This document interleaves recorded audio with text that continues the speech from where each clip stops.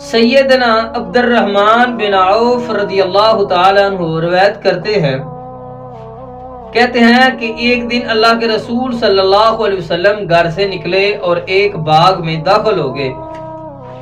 تو اس باغ میں داخل ہو کر اللہ کے رسول صلی اللہ علیہ وسلم نے اتنا لمبا سجدہ کیا کہ میں ڈر گیا کہ کہیں اللہ کے رسول صلی اللہ علیہ وسلم کی روح پرواز کر چکی ہے۔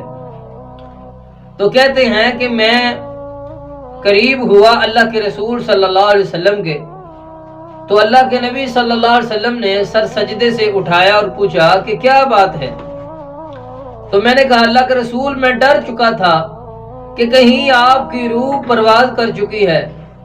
تو آپ صلی اللہ علیہ وسلم نے فرمایا کہ میرے پاس جبریل علیہ السلام آئے تھے اور انہوں نے کہا کہ کیا میں آپ کو خوشخبری نہ دوں، کیا میں آپ کو پیغام نہ دوں؟ تو آپ صلی اللہ علیہ وسلم کو حضرت جبریل علیہ السلام نے پیغام دیا، خوشخبری دی کہ اللہ تعالیٰ فرماتے ہیں کہ جس بندے نے آپ پر درود بھیجا میں اس پر رحمت نازل کروں گا، اور جس نے آپ پر سلام بھیجا میں اس پر سلام بھیجوں گا۔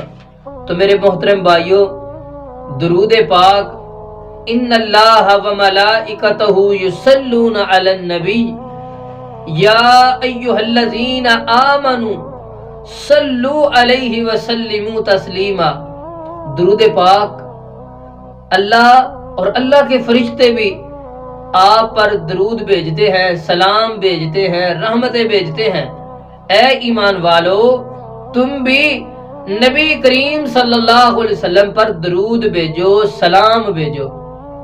اس کی اتنی فضیلت ہے کہ کوئی نماز نہیں ہوتی کہ جس میں درود پاک نہیں پڑھا جاتا، کوئی دعا قبول نہیں ہوتی کہ جس میں درود پاک نہ پڑھا جاتا ہو۔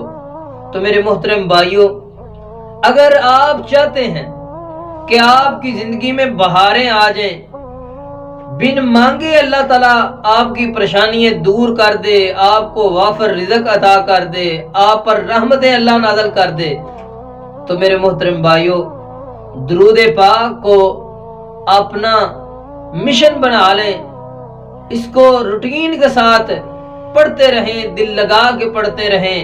اللہ آپ کے رزق میں، آپ کے مال میں، آپ کی اولاد میں اللہ برکتیں رحمت نازل فرمائے گا۔